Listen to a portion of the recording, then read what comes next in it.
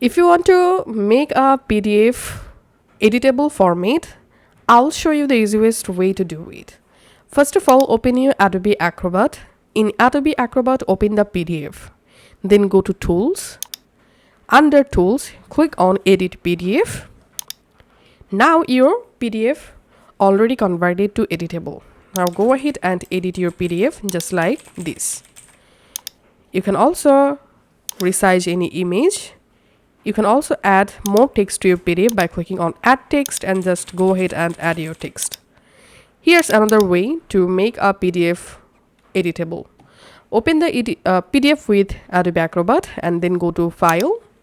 Here, click on Export to, select Microsoft Word, select Word document, or you can go to Tools, click on Export PDF. Here, select Microsoft Word document, and just export your PDF to a Word document first of all.